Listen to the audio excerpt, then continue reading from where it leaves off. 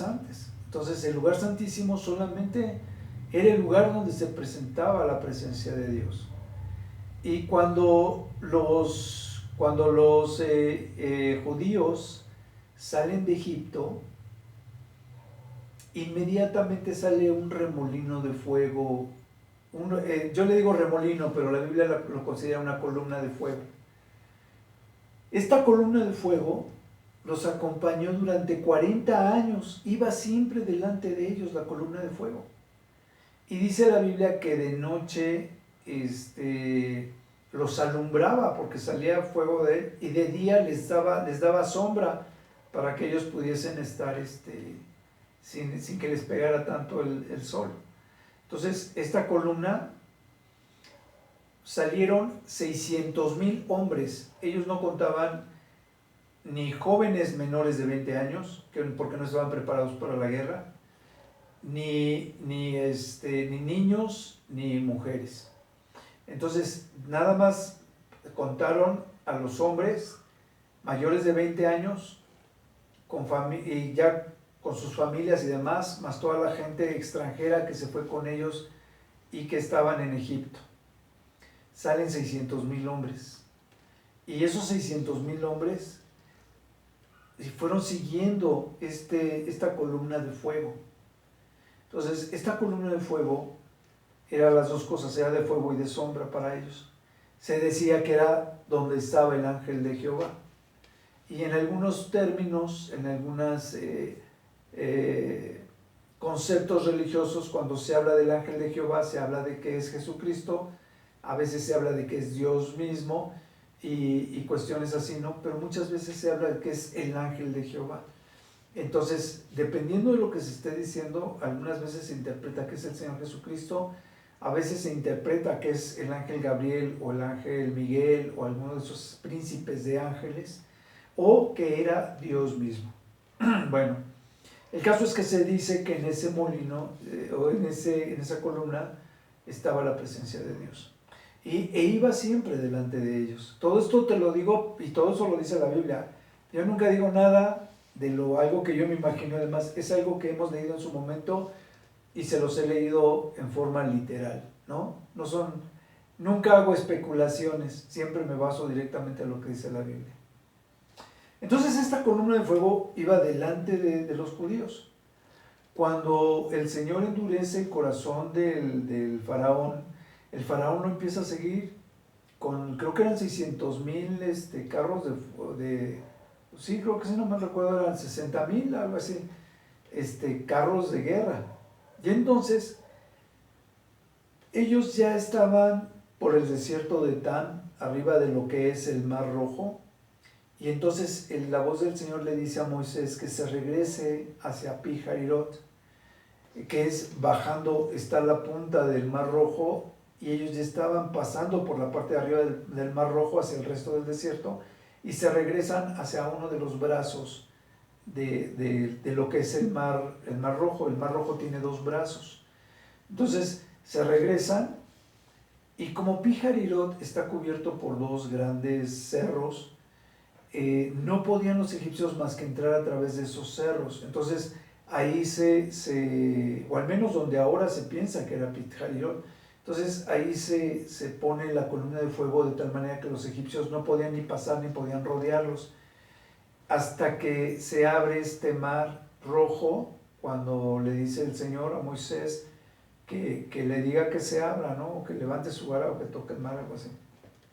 Se abre el Mar Rojo, y era tan amplio, eran, si no mal recuerdo, alrededor de 4 o 5 kilómetros de ancho, y tiene como 600 metros. Esa área, que es la menos profunda, traía alrededor de unos 30 a 40 metros de profundidad, si no mal recuerdo, que lo estudié, que eran como 600 codos. Entonces pasan ellos en seco, se abre el mar y pasan ellos en seco.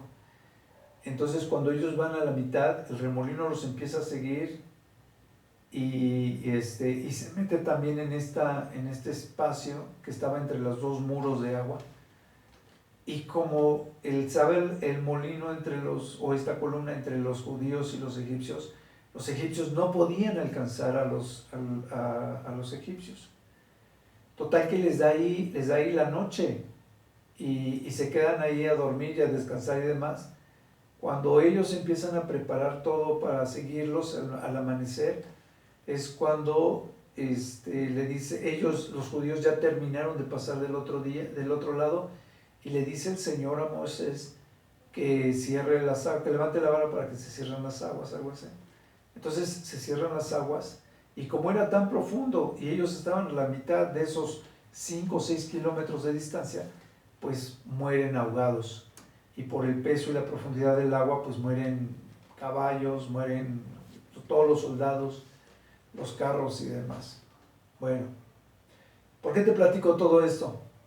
Porque es tan increíble la historia cuando le estudiamos la historia del pueblo judío, que se ve validada a través de la historia, por ejemplo, de los sumerios, perdón, no los sumerios, de de Babilonia, de los fenicios y todos estos, que en los libros de historia, cuando estábamos en la secundaria, nos daban toda esa historia universal, y en esa historia universal aparecían todas esas batallas que tuvieron con los judíos, cómo los judíos fueron esclavos por Egipto y demás, o sea, son parte de la historia. Y dentro de todo esto, además de que así se valida la historia del pueblo judío, pues hay muchas cosas que validan que lo de los judíos fue verdad. Entonces, cuando ellos pasan del otro lado, esta columna seguía delante de ellos. Cuando el Señor le dice a Moisés cómo hacer el atrio, entonces, al hacer el lugar santísimo, ellos lo primero que hacían cuando se detenía la columna, en ese momento ellos empezaban a poner todas sus tiendas de campaña y demás alrededor del atrio, que en ese momento era el templo, ¿no? Entonces empezaban a hacer el atrio y ponían su atrio, su templo, y en el lugar santísimo de ese atrio, sobre ese lugar santísimo, la columna de fuego se posicionaba. Entonces, resulta que una vez que se estaba hecho el atrio y los de esos, todas las 600,000 cabañitas, más o menos, se ponían alrededor, y cuando el molino se volvía a mover porque los iba a llevar a otro lado, todos volvían a recoger todo, recogían el templo y se iban tras de esta columna de fuego.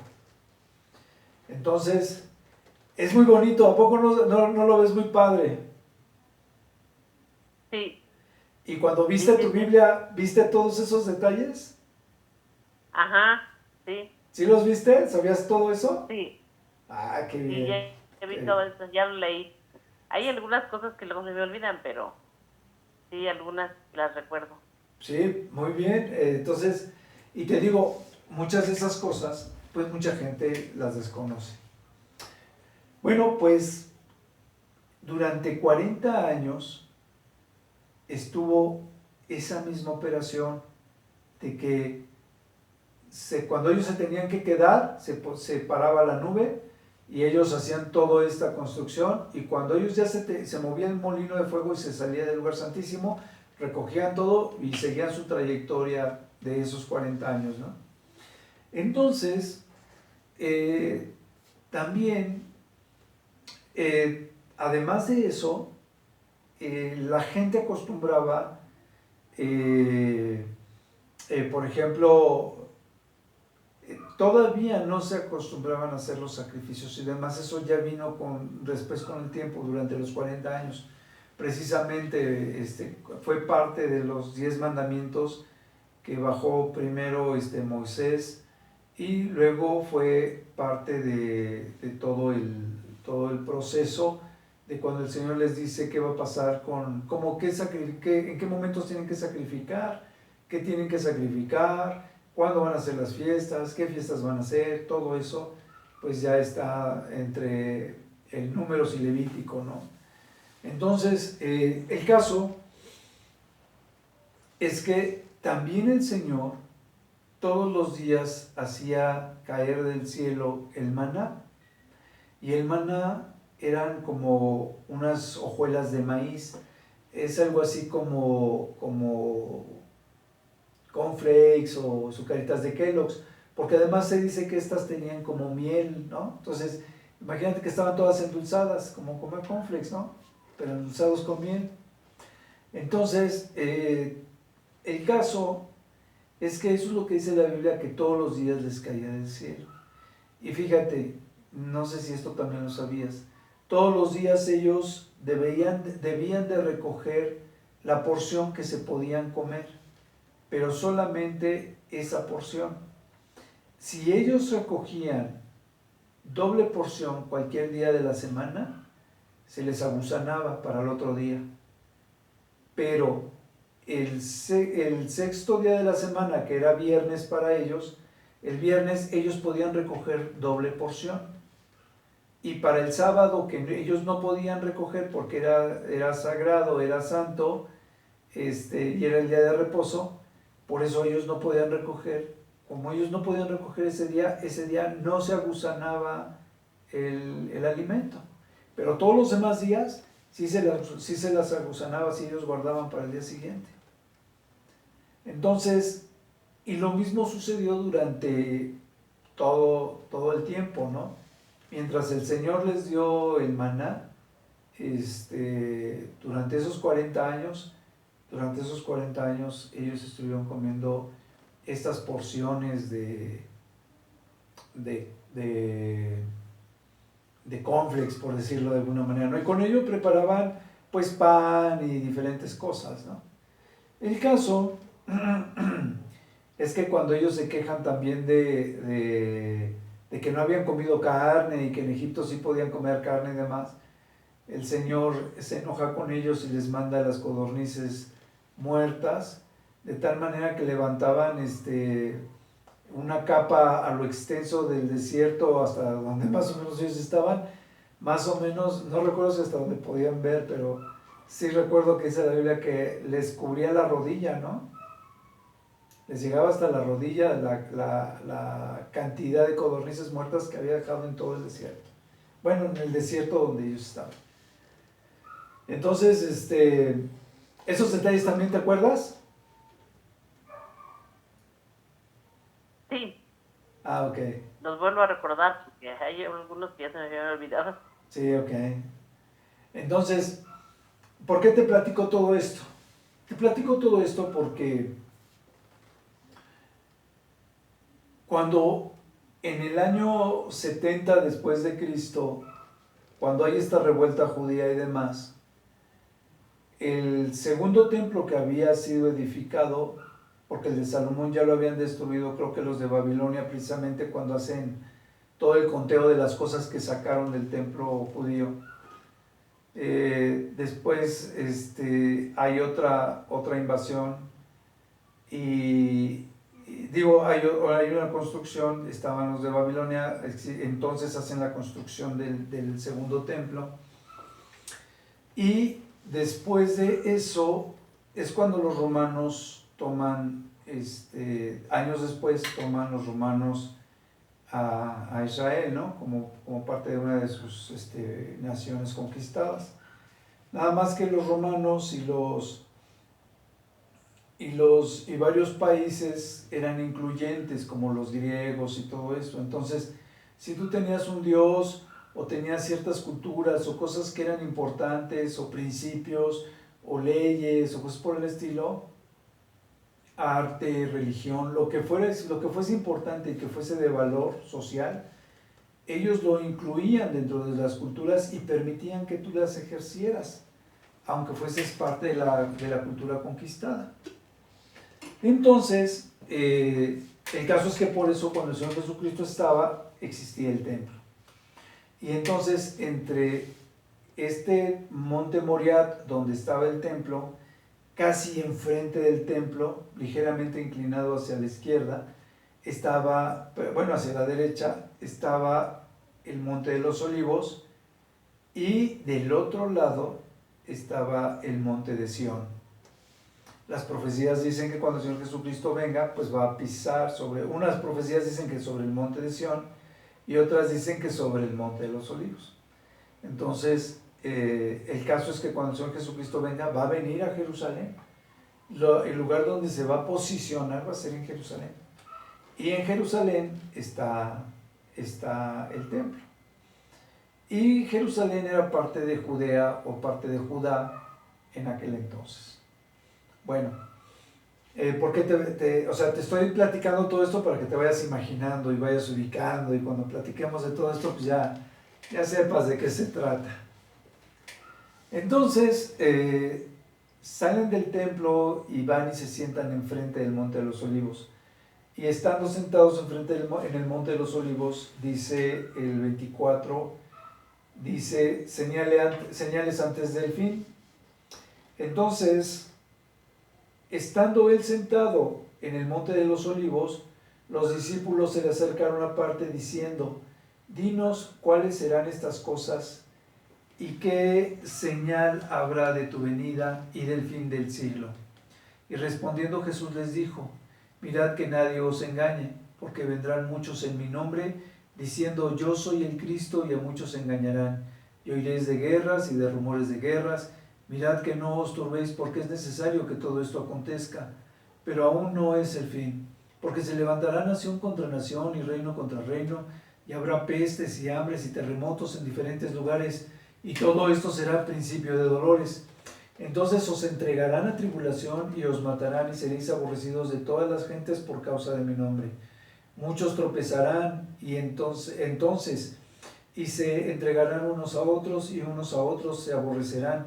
Muchos falsos profetas se levantarán y engañarán a muchos, y por haberse multiplicado la maldad, el amor de muchos se enfriará. Mas el que persevere hasta el fin, éste será salvo. Y será predicado este evangelio del reino en todo el mundo, para testimonio a todas las naciones. Entonces vendrá el fin. Por tanto, cuando veáis en el lugar santo la abominación desoladora de la que habló el profeta Daniel, el que lea entienda, entonces los que estén en Judea huyan a los montes, y el que esté en la azotea no descienda para tomar algo de su casa, y el que esté en el campo no vuelva atrás para tomar su capa. Dice, mas hay de las que estén encintas y de las que críen en aquellos días. Orad pues que vuestra huida no sea en invierno ni en día de reposo, porque habrá entonces gran tribulación, cual no la ha habido desde el principio del mundo hasta ahora, ni la habrá. Y si aquellos días no fuesen acortados, nadie sería salvo, mas por causa de los escogidos aquellos días serán acortados. Entonces, si alguno os dijere, mirad, aquí está el Cristo, o mirad, ahí está, no lo creáis, porque se levantarán falsos cristos y falsos profetas, y habrá grandes señales y prodigios de tal manera que engañarán, si fuese posible, aún a los escogidos. Ya os lo he dicho antes. Así que si os dijeren, mirad, está en el desierto, no salgáis, o mirad, está en los aposentos, no lo creáis. Porque como el relámpago que sale del oriente y se muestra hasta el occidente, así será también la venida del Hijo del Hombre. Porque donde quiera que estuviera el cuerpo muerto, ahí se juntarán las águilas. Ok, esta profecía del Señor Jesucristo es muy clara, y el Señor Jesucristo va dando paso por paso cómo va a ser cada uno de los eventos antes del día de su venida. Entonces, ¿sí te diste cuenta ahorita que lo estábamos leyendo? Sí. Ok, entonces, fíjate, empieza de tal manera que dice, primero, mira que nadie los engañe, ¿no? Dice, porque van a venir muchos diciendo que es el Cristo, ¿no? Y van a engañar a mucha gente, porque la bestia viene haciendo grandes señales y milagros y prodigios, pero son por obra de Satanás, no son por obra de Dios. Y entonces, dice, y entonces van a oír de guerras y van a oír de rumores de guerras, y no se turben, dice, porque es necesario que todo esto acontezca, pero aún no es el fin. Y después les dice, porque se levantará nación contra nación y reino contra reino, y habrá pestes y hambres, terremotos en diferentes lugares. Cada vez está comprobado que tenemos terremotos más fuertes. Y entonces dice, en diferentes lugares, dice, y todo esto va a ser el principio de dolores. Las guerras, los rumores de guerras, las hambres, las pestes, los terremotos tan fuertes van a ser apenas el principio de dolores. Son las señales de que viene lo más duro, viene lo más fuerte. Y entonces dice, entonces se entregarán a tribulación, os entregarán a tribulación y os matarán y seréis aborrecidos de todas las gentes por causa de mi nombre.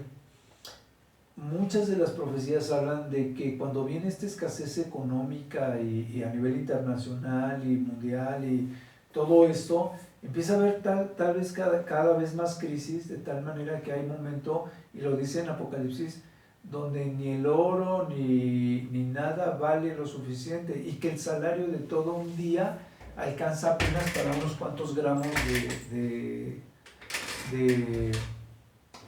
maíz, ¿no? O de trigo. Entonces, estas profecías se combinan perfectamente con los 4 jinetes del Apocalipsis y cosas así por el estilo.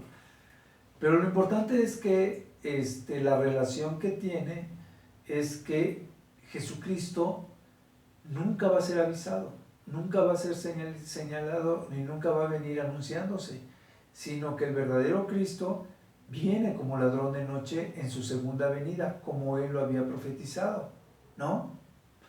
Entonces, cuando estamos conscientes de esto, sabemos que Cristo, los judíos solamente tienen 2 venidas del Señor Jesucristo. Uno es como el Mesías humilde y el otro es como el Mesías reinante. Y el arrebato para los judíos y para todos los que conocen de Biblia es en el momento de cuando viene el Señor Jesucristo como el Mesías reinante. No antes, no después. Solamente hay 2 venidas para todas las profecías. El Mesías humilde y el Mesías reinante. Y también el Señor Jesucristo te lo dice aquí mismo, después de esto. Dice, entonces los van a entregar a tribulación y los matarán. Esta situación de por qué los matan y los persiguen, ¿te acuerdas que dice la Biblia que la marca de la bestia es el 666 y que no se dejen marcar ni la frente ni la mano? Entonces, ya ves que últimamente están hablando de que puede haber un chip y demás del tamaño de un grano de un arroz que es injertado en la carne y con eso pues te trae todas las señales de quién eres y demás, y que funcionaría como ahora que están utilizando los celulares para rastrearnos y también para subir a los taxis y tener servicio y todo ese tipo de cosas, ¿no?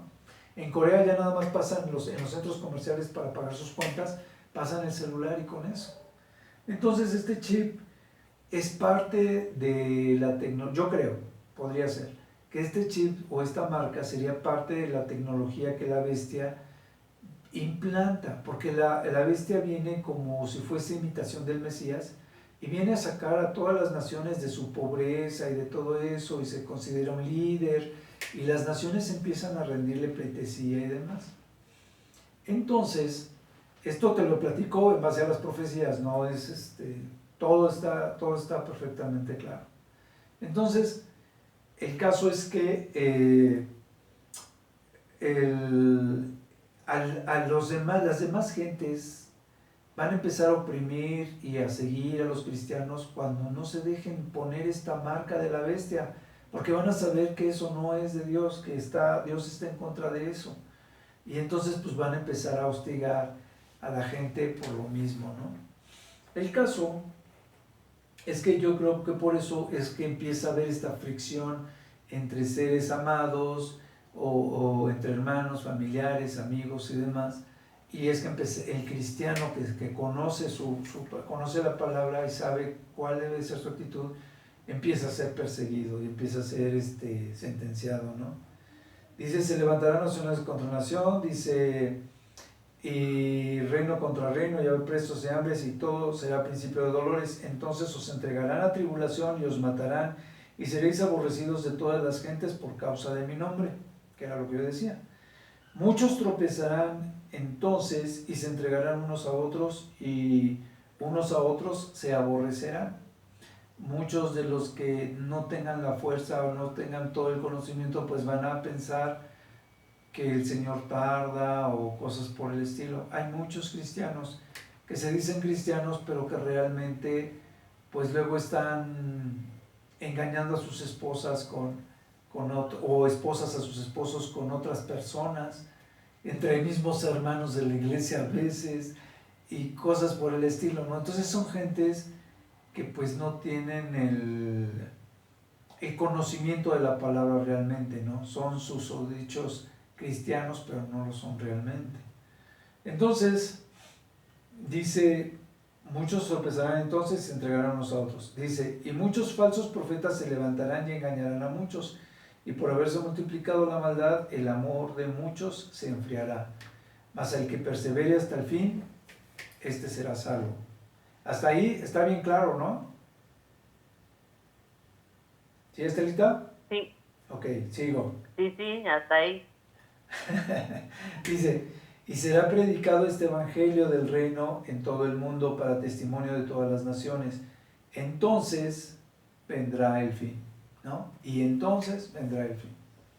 O sea, cuando le está pidiendo el fin del siglo o el fin del mundo, está hablando del día del juicio. A eso se le conocía como el día del fin o el día del juicio.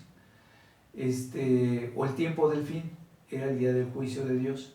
Cuando el Señor viene con este terremoto universal que se siente, ahora sí se le dice terremoto universal porque es un terremoto que se siente en todo el mundo. Tú sabes perfectamente que cuando hay un temblor en México, se siente solamente en México. Por muy grande que sea el terremoto, se vive solamente en algunos lugares de México, ¿no? Donde esté el epicentro. Pero aunque sea un terremoto, no se siente en otros estados, o no se siente sí se siente en otros estados, pero no con la misma intensidad de donde es el centro del terremoto. Te digo, y esto es una profecía de un único terremoto, pero que se va a sentir en todo el mundo. Es un terremoto universal. Todas las naciones, todo el mundo se van a inundar grandes ciudades y demás. Pues imagínate, ¿no? Para que se sienta en todo el mundo ese terremoto universal. Dice que los cielos van a ser conmovidos y las estrellas y demás, y que entonces son las señales del día del juicio, pero también esas mismas señales aparecen en el día de la venida de Cristo en algunas profecías. Y como es un terremoto universal que solamente se puede sentir por única vez, y que dice la Biblia que no se va a sentir como ese terremoto en ninguna otra ocasión, entonces es el mismo terremoto del día del juicio que el del día, o el día de la ira de Dios, que el del día de la venida del Señor Jesucristo. Y eso está muy padre, ¿no? Está muy interesante. En otra ocasión te daré las citas. Otra vez que nos toque clase personal, te doy las citas. Entonces, de esta señal tan importante, pero ahorita te voy a dar otras que están mejores todavía. Entonces, dice el Señor, ¿no? Que será predicado el Evangelio en todo el Evangelio del reino en todo el mundo, para testimonio de todas las naciones. Y entonces es cuando viene ya, una vez que se está predicando todo esto en todas las naciones, es cuando viene el fin. Y entonces dice, por tanto, cuando veas en el lugar santo la abominación desoladora de la que habló el profeta Daniel, el que lea entienda, y aquí es donde vamos a ir a Daniel 9. Vamos a ir a Daniel 9 y vamos a ir a Daniel 12. Entonces, pero te voy a platicar.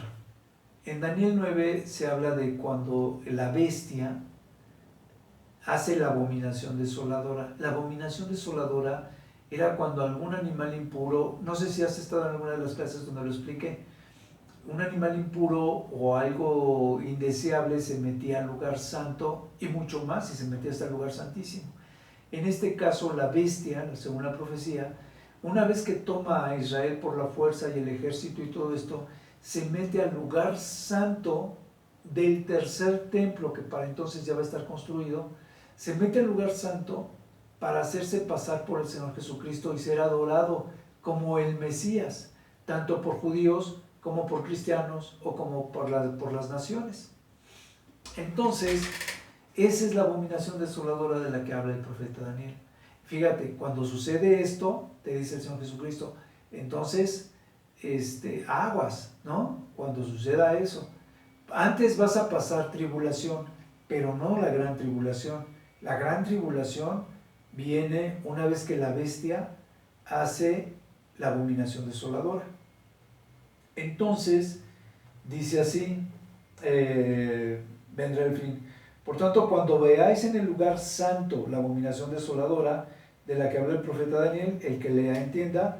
Entonces, vamos a tu Biblia, a donde está Daniel 9:27.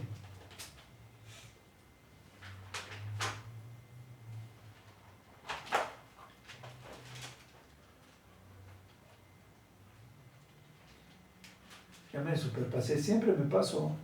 Y luego hasta muevo la Biblia en sentido contrario, no sé qué me pasa. Fíjate, está la visión de las 4 bestias, ¿no? Y decíamos que era 13, porque tengo marcado, ya me perdí, como siempre, 27. 27, Daniel, ¿qué dice dijo? Daniel 9:27.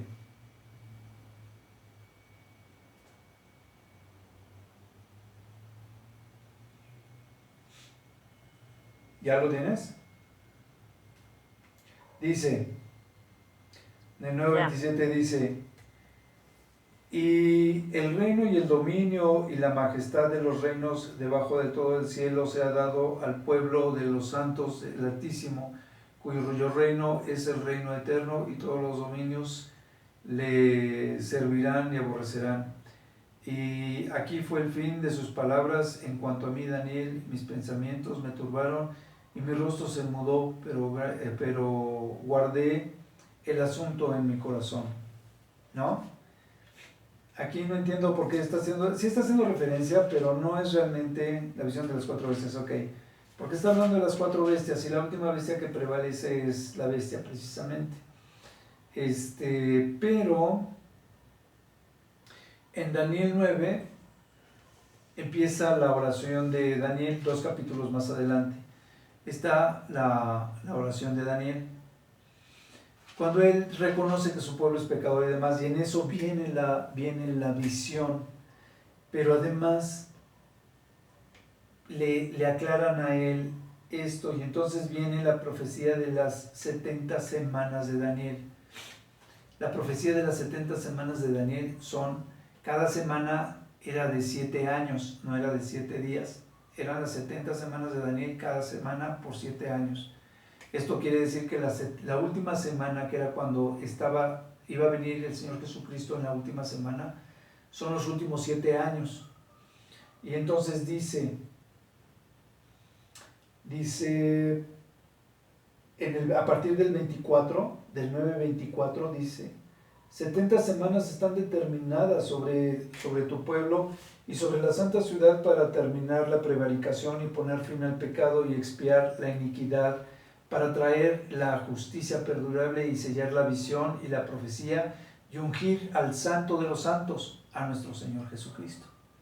Dice, sabe pues y entiende que desde la salida de la orden para restablecer y edificar a Jerusalén hasta el Mesías príncipe se considera que era, en este caso, el Señor Jesucristo. Dice, habrá 7 semanas y 72 semanas, dice, y 62 semanas, se volverá a edificar la plaza y el muro en tiempos angustiosos. Entonces, 7 semanas fue cuando 7 semanas son 7 años, digo 49 años, 7 por 7, 49 años. Dice, y después vienen 62 semanas más.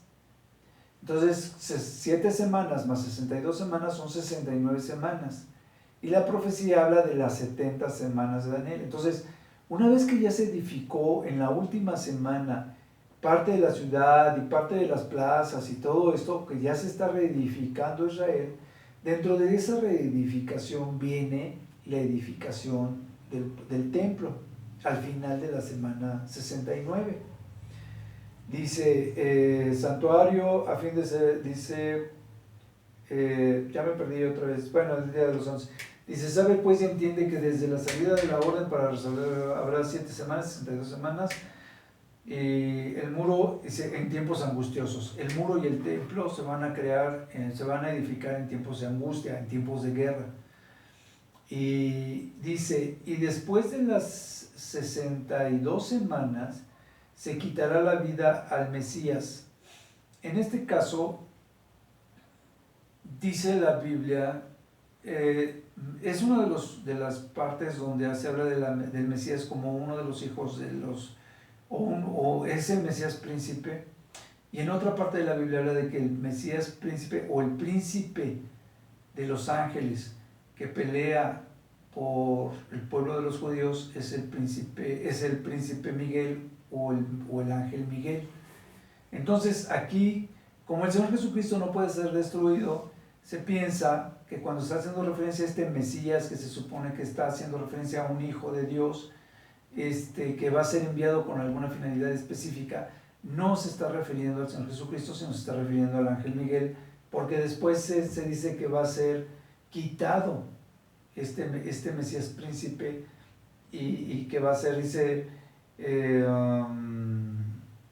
y se quitará la vida al Mesías príncipe, ¿no? Entonces, no se le va a quitar la vida al Señor Jesucristo, sino en este caso sería al ángel Miguel, que es el príncipe que pelea, de los ejércitos que pelean por el pueblo judío.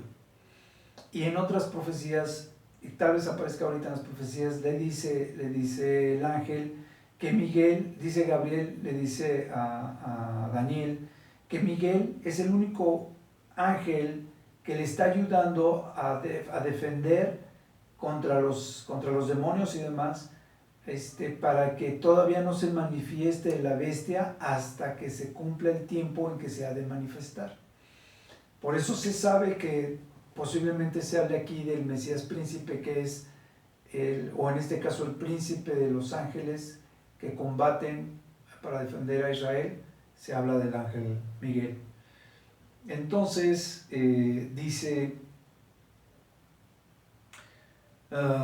se quitará la vida de por sí, y el pueblo de un príncipe que ha de venir destruirá la ciudad y su santuario. Dice, y su fin será con inundación, y hasta el fin de la guerra durarán las devastaciones. Hasta el fin de ese último año va a haber devastación y demás por parte de esta bestia, ¿no? Dice, de un príncipe. Cuando hablan de un príncipe de mal, está hablando de la bestia, que es el que recibe el poder por parte de Satanás. Y eso lo va diciendo en las profecías de Daniel, si más o menos recuerdas. Y entonces dice más adelante, y por otra semana, aquí es cuando empieza este príncipe a estar a favor del pacto santo, que yo les comentaba que un pacto santo debe de ser un pacto de paz entre musulmanes e israelitas para que se pueda edificar el tercer templo en el patio, en lo que ellos consideran ahorita el patio, y ahí se va a edificar el templo, y va a estar un templo junto al otro. Eso implicaría un pacto santo. De otra manera, un pacto santo pues tiene que implicar algo religioso, algo que sea santo para las dos naciones. Entonces, no sé si más o menos sigue haciendo lo mismo, pero se calculaba que en el pueblo de Israel, como en 1948, declaran a Israel otra vez una nación libre e independiente y regresan a todos los judíos que estaban expandidos en el mundo, los regresan hacia el pueblo de Israel, lo vuelven a considerar una nación libre e independiente, pero eso hace que un 20% de la población que está ahorita en Israel pues sea musulmana y que sigan adorando en la mezquita dorada, vayan a adorar ahí, ¿no? Entonces el pacto santo implicaría esa concesión por parte de los musulmanes para que en lo que es el patio se edificara el tercer templo de Israel. Entonces, sigo leyéndote, dice,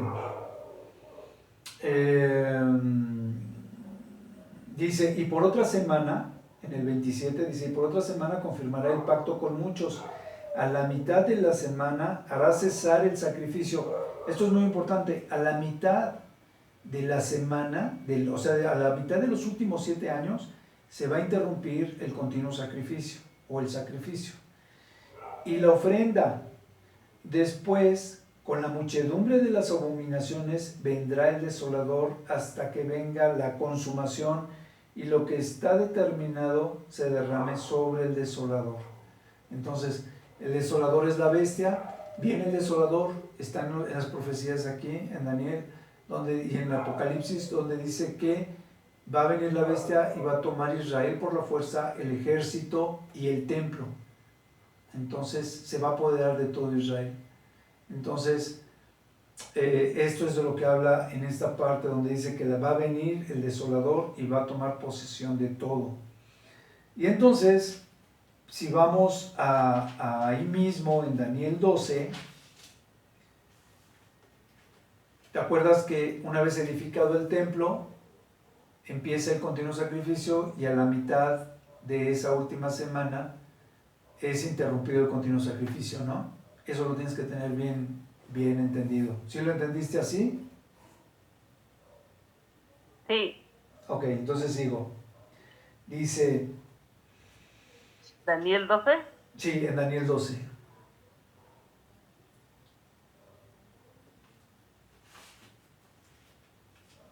¿12 qué? Desde el versículo 1. Entonces fíjate, ya le habían preguntado a los apóstoles que cuáles eran las señales del fin de los tiempos y de su venida, comparando estas profecías que ellos ya conocían. Perdón. Y entonces dice, la profecía que recibe Daniel, en el capítulo dice, el título es El tiempo del fin. O sea, está hablando del mismo fin del día del juicio y cuando viene el Señor Jesucristo. Y entonces dice, en aquel tiempo se levantará el ángel Miguel, que es el que yo te decía, el gran príncipe que está de parte de los hijos de tu pueblo, y será tiempo de angustia, cual nunca fue desde que hubo gente hasta entonces. Pero en aquel tiempo será quitado tu pueblo. Espérame, que yo empecé a ver borroso. Ya enfoqué. Pero en aquel tiempo será liberado tu pueblo, todos los que se hallen escritos en el libro. ¿En qué libro, Estela? Pues obviamente en el libro de la vida, ¿no? En el libro de los que somos salvos. Sí. Entonces fíjate, hasta ese momento de esa gran tribulación es cuando viene el Señor Jesucristo y van a ser salvos todos los que están escritos en el libro de la vida. Dice, y muchos de los que duermen en el polvo de la tierra serán despertados, unos para vida eterna y otros para vergüenza y confusión perpetua. Eso ya lo sabemos. Los que creyeron y los que no creyeron en el Señor Jesucristo, los que eran cristianos y no, va a haber una división. Los que fueron buenas personas o no, van a ser divididos en estos dos grupos. Dice, los entendidos resplandecerán con el resplandor, como el resplandor del firmamento, y los que enseñan la justicia a la multitud como las estrellas a perpetua eternidad. Pero tú, Daniel, cierra las palabras y sella el libro hasta el tiempo del fin. Muchos correrán de aquí para allá y la ciencia aumentará. Y yo, Daniel, miré y he aquí a otros dos que estaban en pie, el uno al este del otro, y el uno a este lado del río y el otro al otro lado del río. Y dijo uno al varón vestido de lino, que estaba sobre las aguas del río, ¿cuál será el fin de estas maravillas? Y oí al varón vestido de lino que estaba sobre las aguas del río, el cual alzó su diestra y su siniestra al cielo, y juró por el que vive por los siglos de los siglos, que será por un tiempo, tiempos y la mitad de un tiempo. Estas devastaciones van a durar tiempo, tiempos y la mitad de un tiempo. Tiempo era 1 año, tiempos 2 años y la mitad de un tiempo medio año. Entonces eran 3 años y medio. Y entonces, si te fijas, si es la mitad de los 7 años, también estamos hablando de 3 años y medio. Y entonces dice, y la mitad de un tiempo, dice, y cuando se acabe la dispersión del poder del pueblo santo, todas estas cosas serán cumplidas. Cuando se acabe de corretear, de disipar al pueblo de los santos y demás, es cuando se va a cumplir la venida del Señor Jesucristo. Dice, y yo oí, mas no entendí, y dije, Señor mío, ¿cuál será el fin de estas cosas? Y él respondió, anda Daniel, pues estas palabras están cerradas y selladas hasta el tiempo del fin. Muchos serán limpios y emblanquecidos y purificados, y los impíos procederán impíamente, y ninguno de los impíos entenderá, pero los entendidos comprenderán. Y desde el tiempo que sea quitado el continuo sacrificio hasta la abominación desoladora, habrá 1290 días. 1290 días son 3 años y medio. Entonces dice, bienaventurado el que espere y llegue a 1335 días, y tú irás hasta el fin y reposarás y te levantarás para recibir tu heredad al fin de los días. ¿Sí le entendiste? Estelita, ¿sí le entendiste? Sí, sí. ¿Ya viste Sí, qué iba padre leyendo. está? Sí. Entonces, una profecía de Daniel te dice que de la última semana a la mitad va a ser quitado el continuo sacrificio. Y aquí en Daniel 12, el último capítulo de Daniel te dice que una vez que sea quitado el continuo sacrificio, van a pasar 3 años y medio para que suceda la abominación desoladora. Entonces la abominación desoladora, que es cuando después de esa abominación desoladora, cuando viene la gran tribulación, va a suceder hasta el tiempo del fin.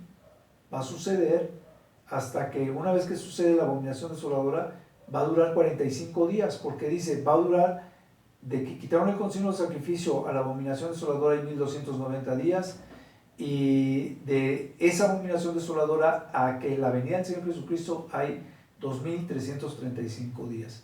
Yo sé que el mismo Señor Jesucristo dice que pues nadie sabe el tiempo ni la hora de su venida, ni aún el mismo Hijo, ¿no? Ni los ángeles. Pero las profecías nos dejan ver muchas cosas muy claras una vez que las estudiamos, y más porque la profecía fue dada por el Señor Jesucristo, y el Señor Jesucristo les dice lo mismo, les dice, cuando vean la abominación desoladora de la que habló el profeta Daniel, huyan, no regresen a sus casas, porque vendrá una tribulación como la que nunca ha habido en la tierra, ni la habrá. Y viene sobre todo sobre el pueblo judío. Pero antes de eso ya tuvimos 7 años de tribulación y demás, que es cuando, te digo, nosotros no nos prestamos a este juego de comercialización y demás de la bestia, que después vienen señalados los castigos y demás de la bestia de esos 7 años, o sea, lo que va a pasar y cómo vamos a ser perseguidos y demás, viene en el Apocalipsis, ¿no? Pero bueno, regresemos a esta parte. Entonces, te dice bien claro, y le dice después a Daniel, cuando todo esto suceda, tú vas a dormir hasta el fin, dice, y vas a dormir y vas a resucitar hasta el tiempo cuando venga el Señor Jesucristo. Nadie vamos a resucitar hasta la venida del Señor Jesucristo. Y eso todos lo sabemos. Todos nos vamos a levantar de nuestras tumbas, los que estemos muertos, y vamos a ser transformados en un cuerpo incorruptible para encontrarnos con el Señor Jesucristo.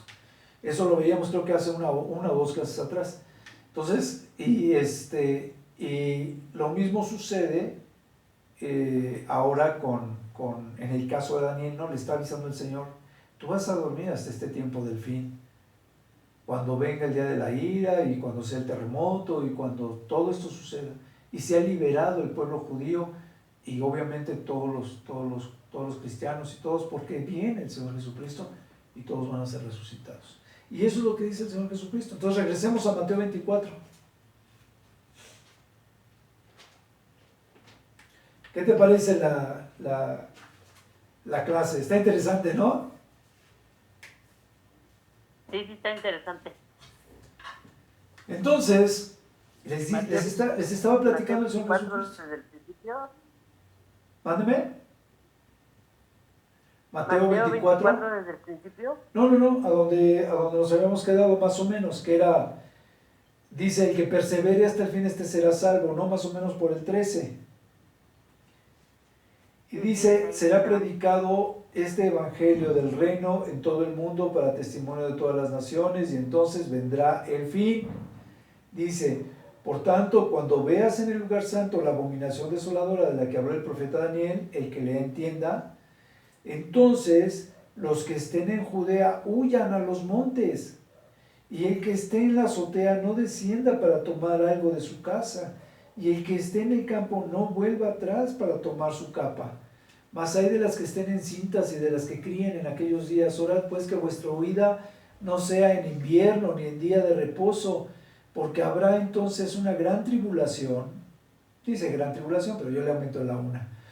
Una gran tribulación, cual no la ha habido desde el principio del mundo hasta ahora, ni la habrá.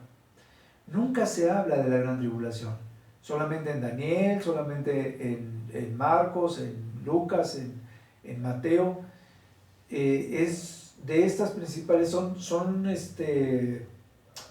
en Apocalipsis, son algunas de las citas que hablan de esta persecución, de esta tribulación. Dice, y no la va a haber. Entonces, no podíamos decir que nosotros no vamos a vivir la gran tribulación. Si estuviéramos vivos y el templo estuviese terminado, y llegamos hasta el final de los 7 años, una vez terminado el templo, el tercer templo, claro que vamos a vivir la gran tribulación. Y mientras llegamos a la gran tribulación, vamos a estar pasando tribulación. Dice la Biblia que nosotros estamos apartados del día de la ira. Sí, porque cuando viene el Señor Jesucristo es el momento del temblor universal y demás, y coinciden. Y es en ese momento en que nosotros somos arrebatados, y los que no son arrebatados, pues obviamente se van a quedar a sufrir el día de la ira de Dios. Y los que estaban muertos van a ser resucitados y también van a ser llevados con el Señor Jesucristo. Todos los muertos, algunos para vida eterna con el Señor Jesucristo, y otros pues directamente yo creo que van a entrar al Hades o al infierno, porque todavía no van a pasar el juicio, pero sí, desde que una persona muere, les enseñaba yo en una de las clases, que no aquí, sino en otra de las clases en el asilo de ancianos, que cuando nosotros moríamos antes del Señor Jesucristo, pues se iba al seno de Abraham, los que se habían portado bien, y los que se habían portado mal, pues estaban en el Hades, y uno era la antesala del cielo y la otra es la antesala del infierno, de tal manera que cuando el Señor Jesucristo muere, baja por los que estaban en el seno de Abraham, pero los que estaban en el Hades siguen ahí en el Hades, padeciendo el infierno o la antesala del infierno, hasta que venga el juicio, y entonces ya sean llevados al verdadero infierno y nosotros a la presencia de nuestro Dios. Entonces, ya no sé por qué te estaba platicando lo del Hades, pero bueno, dice que, te decía yo por lo de la tribulación y todo esto, y entonces dice que va a haber una gran tribulación. Ahí sí ya viene la gran tribulación, pero solamente va a durar 45 o 43 días, algo así, según la profecía. Dice, y en aquellos, y por eso dice la Biblia, y si aquellos días no fuesen acortados, estoy leyendo el versículo 22, dice, y si aquellos días no fuesen acortados, nadie sería salvo, mas por causa de los escogidos, aquellos días serán acortados. Entonces, si alguno os dijere, fíjate lo que está diciendo el Señor Jesucristo, hasta ahí, que es cuando es la venida del Señor Jesucristo, te dice, entonces, si alguien te dice, mira, aquí está el Cristo, o mira, ahí está, no lo creas. Aquí el Señor Jesucristo te está otra vez validando que no hay venida del Señor Jesucristo más que la primera y la segunda venida del Señor Jesucristo. Dice, porque se levantarán falsos cristos y falsos profetas, y habrá grandes señales y prodigios, de tal manera que engañarán, si fuese posible, aún a los escogidos. Dice, ya os lo he dicho antes, así que si os dijere, mira, está en el desierto, no salgáis, o mira, está en los aposentos, no lo creas, porque como el relámpago que sale del oriente y se muestra hasta el occidente, así será también la venida del Hijo del Hombre. Porque donde quiera que estuviese el cuerpo muerto, ahí se juntarán las águilas. ¿Ya viste qué padre? Sí. ¿Sí te gusta? ¿Sí te convence? Sí. Ok. Sí, bueno, ¿y qué crees? Que entonces el Señor Jesucristo sigue narrando. O sea, ahí no quedó la plática. Y entonces él habla de la venida de Cristo, porque las preguntas eran dos preguntas. ¿Qué señales habla del fin del tiempo, de los tiempos y de tu venida? Y entonces el Señor les habla acto seguido de la venida de Cristo. Y les dice, inmediatamente después de la tribulación de aquellos días, ¿ya viste? Dice, el sol se oscurecerá y la multitud, y la luna no dará su resplandor, y las estrellas caerán del cielo, y las potencias de los cielos serán conmovidas. Cuando se habla del terremoto universal del día de la ira, y cuando se habla de la venida del Señor Jesucristo, se mencionan todas estas señales del terremoto universal. Y entonces dice, entonces aparecerá la señal del Hijo del Hombre en el cielo, y entonces lamentarán todas las naciones en la tierra, y verán al Hijo del Hombre viniendo sobre la nube del cielo con poder y gran gloria. ¿Ya ves cómo nunca les digo las cosas nada más por decirlas? Y sigue diciendo, y enviará a sus ángeles con gran voz de trompeta, y juntará a sus escogidos de los cuatro vientos desde un extremo del cielo hasta el otro, y de la higuera aprended la parábola. Cuando ya su rama está tierna y brotan las hojas, sabéis que el verano está cerca. Así también vosotros, cuando veáis todas estas cosas que suceden, todas estas cosas, conoced que está cerca a las puertas. De cierto os digo que no pasará esta generación hasta que todo esto acontezca. El cielo y la tierra pasarán, pero mis palabras no pasarán. Pero el día y la hora nadie la sabe, ni aun los ángeles de los cielos, sino solo el Padre. Mas como en los días de Noé, así será la venida del Hijo del Hombre. Dice, porque como en los días antes del diluvio, estaban comiendo y bebiendo, casándose y dándose en casamiento, hasta el día en que Noé entró en el arca. Y no entendieron hasta que vino el diluvio y se los llevó a todos. Así será también la venida del Hijo del Hombre. Entonces estarán dos en el campo, uno será tomado y el otro será dejado. Dos mujeres estarán moliendo en un molino, una será tomada y la otra será dejada. Velad pues, porque no sabéis a qué hora ha de venir vuestro Señor. Pero sabed esto, que si el padre de familia supiese a qué hora el ladrón habrá de venir, velaría y no dejaría minar su casa. Dice, por tanto, también vosotros, ya viste cómo está hablando de que viene como ladrón de noche, de que viene como relámpago, las señales del terremoto y todo esto, y antes de eso dice que aún a los escogidos serán engañados. Y para cerrar, ahorita te voy a platicar nada más brevemente sobre Scofield. Entonces dice, dos mujeres estarán moliendo en un molino, y etcétera, etcétera, ¿no? Dice, por tanto también vosotros estad preparados, porque el Hijo del Hombre vendrá a la hora que no pensáis.